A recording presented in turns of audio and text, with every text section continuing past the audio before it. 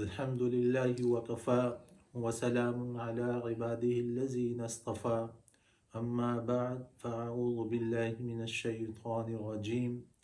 بسم الله الرحمن الرحيم رب اشرح لي صدري ويسر لي أمري واحلل عقدة من لساني يفقهوا قولي. معزز سامعین،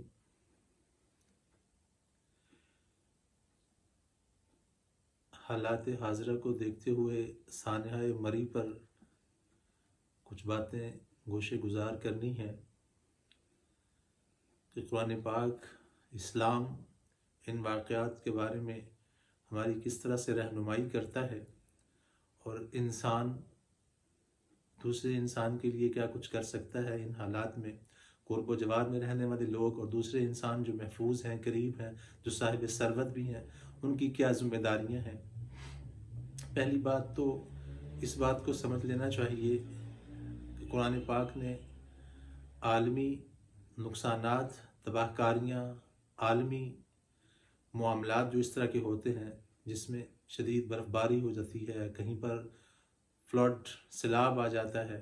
تباہی و بربادی پھیلتی ہے، کہیں پر آتش فشانی مادہ پھٹتا ہے، پہاڑوں میں کہیں پر ارتھ کویکس، زلزلے آتے ہیں، مختلف طریقوں سے تباہی آتی ہے. تو قرآن پاک عالمی یا بڑی سطح پر ہونے والے معاملات کے بارے میں بھی یہ کہتا ہے کہ ظہر الفساد فی البر والبحر بما کسبت ایدی الناس. ظہر الفساد فی البر والبحر، سمندروں اور خشکیوں میں جو فسادات ہوتے ہیں، جو تباہی و بربادی آتی ہے، جو فساد آتا ہے، قرآن پاک کے سیدھے سیدھے الفاظ ظہر الفساد فی البر والبحر، خشکی میں اور تری میں، مطلب سمندروں میں بھی اور زمین کے اوپر بھی، جس خطے پہ کائنات اور انسان آباد ہیں، اس میں جو فسادات آتے ہیں، جو تباہی و بربادی آتی ہے، بظاہر جیسے کہ ژالہ باری ہو گئی یا برف باری شدید ہو گئی یا زلزلہ آ گیا یا سیلاب آ گئے، بظاہر تو یہ لگتا ہے کہ یہ قدرت اور اللہ کا نظام ہے، مگر اللہ پاک نے قانون یہ بنا رکھا ہے کہ ظہر الفساد فی البر والبحر بما کسبت ایدی الناس، کہ خشکی میں یا سمندر میں جو فسادات آتے ہیں، جو تباہی و بربادی آتی ہے یا جو تبدیلی آتی ہے، یا اسے آپ دوسرے لفظوں میں امتحان کہہ لیں، بما کسبت ایدی الناس، جمع کے صیغے استعمال فرمائے ہیں اللہ پاک نے.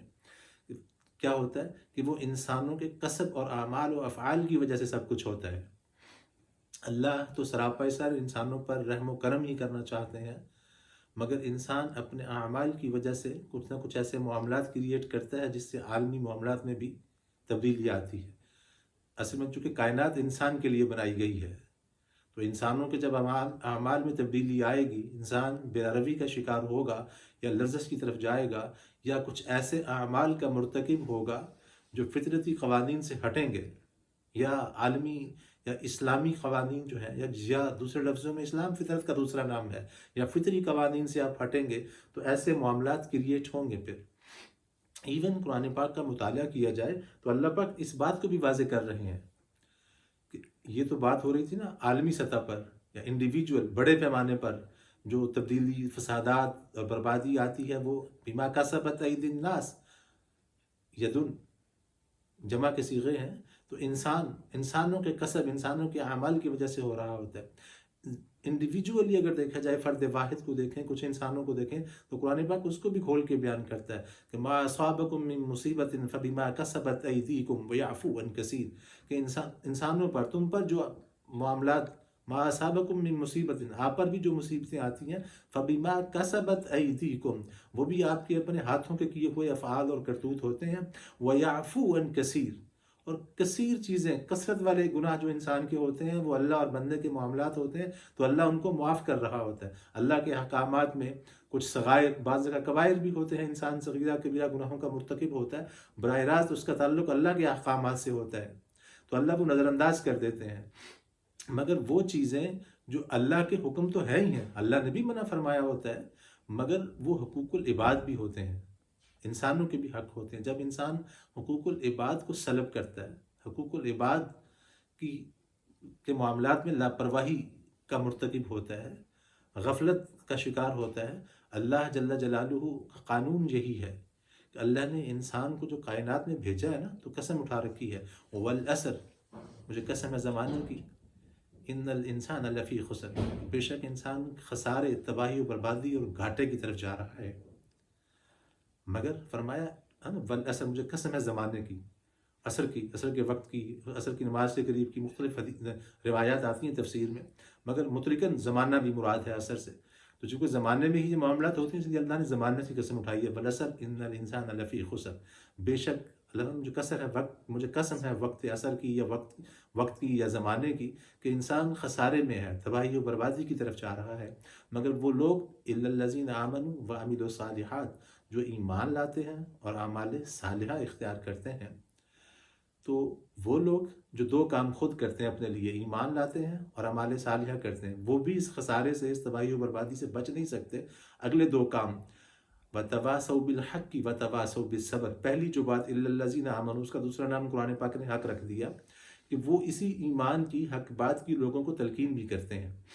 اور مزید فرمایا وَتَوَاصَوْا بِالصَّبْرِ، وہ لوگوں کو صبر کی، تواصو تواسی وصیت سے مشتق ہے، وہ صبر کی تلقین کرتے ہیں۔ مطلب یہ کہ گناہ سے رکنا جو ہے وہ صبر ہے، تو وہ کوشش کر کے لوگوں کو صبر، مطلب گناہوں سے بچانے کے لیے، گناہوں سے بچنے کے لیے پوری کوشش کرتے ہیں، ہر طریقے سے کوشش و کاوش کر کے یہ گناہوں سے بچنے والے بن جائیں۔ انسانوں کو صبر، خود بھی صبر کرتے ہیں، دوسروں کو صبر سکھاتے بھی ہیں۔ تو وہ چار کام ہوئے، جو لوگ ایمان لائے اسی ایمان کو آگے بھی لوگوں کو بتاتے ہیں، اس کی آگے بھی تعلیم کرتے ہیں، دوسرے لفظ میں آپ تبلیغ بھی کہہ سکتے ہیں۔ اور وہی اعمال صالحہ کا دوسرا، گناہوں سے بچنا، صبر کرنا، دوسرا نام اعمال صالحہ ہے۔ تو اعمال صالحہ کا دوسرا نام وتواصوا بالصبر رکھ دیا قرآن پاک نے، جو صبر کرتے ہیں۔ اسی لیے آقا فرماتے ہیں صلی اللہ علیہ وسلم،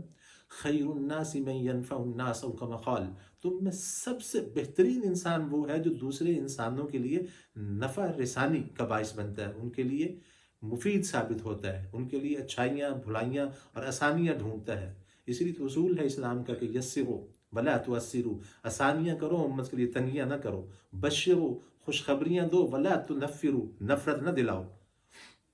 تو اب اس سانحہ کو جس بھی اینگل سے دیکھ لیا جائے، آپ ٹی وی پہ خبروں کو سن چکے ہیں، گورنمنٹ پہ الزام لگایا جا رہا ہے، ٹھیک ہے، کچھ معاملات گورنمنٹ خود بھی ایکسیپٹ کر رہی ہے، کچھ جو وہاں پہ گورنمنٹ کا عملہ ہے جس سے ان چیزوں کو دیکھنا ہوتا ہے، اس میں بھی کچھ غفلت اور کوتاہی ہوئی ہوگی، تو اسی لیے وہ اس کو ایکسیپٹ کر رہے ہیں۔ اس میں انسانوں کے اپنی بھی کچھ معاملات ہیں،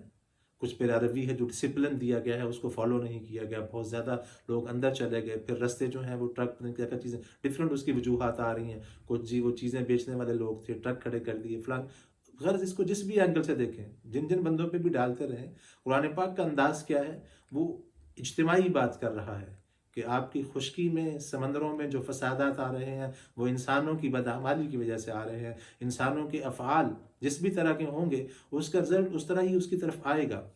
تو اس لیے اصل جو معاملہ ہے وہ انسان کے اعمال کا ہے، کہ وہ بعض جگہ سبقت لے کے جا رہا ہے، بعض جگہ ہٹ دھرمی کا مظاہرہ کر رہا ہے، کہیں وہ ڈسپلن کو فالو نہیں کر رہا۔ اور دوسرا اسلامی اصول بھی ہیں، جب آپ گھر سے نکلیں تو حدیث میں آتا ہے سفر کی دعائیں پڑھ کے نکلیں۔ ایک حدیث میں تو آقا نے فرمایا صلی اللہ علیہ وسلم، گھر سے نکلیں آیت الکرسی پڑھ کے نکلیں، بسم اللہ توکلت علی اللہ لا حول ولا قوۃ الا باللہ، یہ دعا پڑھیں۔ سفر کی جو دعا ہے وہ حدیث میں آتا ہے وہ پڑھیں، سبحان الذی سخر لنا ھذا وما كنا له مقرنین وانا الی ربنا لمنقلبون۔ اس دعا کا ترجمہ دیکھیں تو پتہ لگ رہا ہے، اللہ بتا رہے ہیں کہ یہ سواری آپ کہاں قابو کر سکتے تھے، اللہ نے آپ کے اس کو تسخیر کر دیا، وہ جانور ہے، وہ گاڑی ہے، گھوڑا ہے، جہاز جو بھی ہے، اللہ نے آپ کے تابع کر رکھا ہے۔ اب دوسری طرف حدیث میں آتا ہے جب آپ آیت الکرسی پڑھ کے گھر سے نکلتے ہیں تو اللہ آپ کے ساتھ ایک فرشتہ لگا دیتے ہیں آپ کی تحفظ کے لیے، آپ کی حفاظت کے لیے۔ مزید حدیث میں یہ بھی آتا ہے جو شخص آیت الکرسی گھر سے پڑھ کے نکلتے ہیں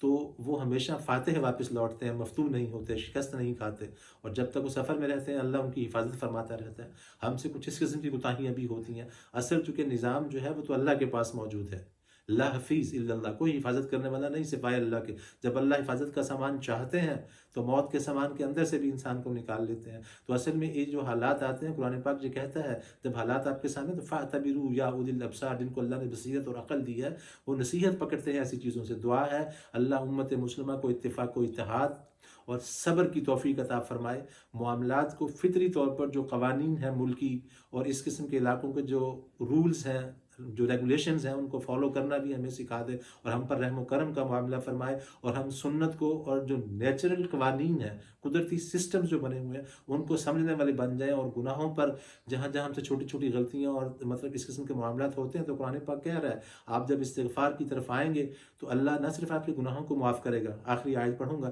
فَقُلْتُ اسْتَغْفِرُوا رَبَّكُمْ إِنَّهُ كَانَ غَفَّارًا يُرْسِلِ السَّمَاءَ عَلَيْكُمْ مِدْرَارًا وَيُمْدِدْكُمْ بِأَمْوَالٍ وَبَنِينَ وَيَجْعَلْ لَكُمْ جَنَّاتٍ وَيَجْعَلْ لَكُمْ أَنْهَارًا۔ جب آپ استغفار کریں گے اللہ نہ صرف آپ کو معاف کرے گا، یُرْسِلِ السَّمَاءَ عَلَيْكُمْ مِدْرَارًا، آسمان سے تم پر بارشیں برسائے گا، وَيُمْدِدْكُمْ بِأَمْوَالٍ وَبَنِينَ، مال اور اولاد میں برکت دے گا، نہروں اور کھیتیوں میں برکت دے گا۔ قرآن پاک نے یہ بھی کہا تم کمزور اور طاقتور بنا دی جاؤ گے، حکومت چھن گئی ہے وہ عطا کر دی جائے گی۔ تو اصل میں قانون قرآن تو یہ اللہ فرما رہے ہیں وعد اللہ الذین، لوگوں میں آپ سے وعدہ کرتا ہوں الا الذین آمنوا وعملوا الصالحات، آپ ایمان لاؤ اور اعمال صالحہ اختیار کرو، لیستخلفنہم فی الارض، اللہ تمہیں خلافت ارض سے نواز دے گا۔ آپ چھوٹے ٹکڑوں کی، خطوں کی یا ملکوں کی بات کرتے ہیں، اللہ تو خلافت ارض پوری کائنات کی بات کر رہا ہے۔ مسلمان جب بھی دین کے ساتھ جڑا رہا ہے تو خود بھی محفوظ رہا ہے، امت مسلمہ بھی محفوظ رہی ہے۔ تو دعا ہے اللہ ہمیں ایسے حالات سے عبرت حاصل کرنے کی اور نیکیوں کی طرف جانے کی اور گناہوں سے بیزاری کی اور گناہوں سے بچنے کی اور استغفار کرنے کی توفیق عطا فرمائے۔ وآخر دعوانا ان الحمد للہ رب العالمین۔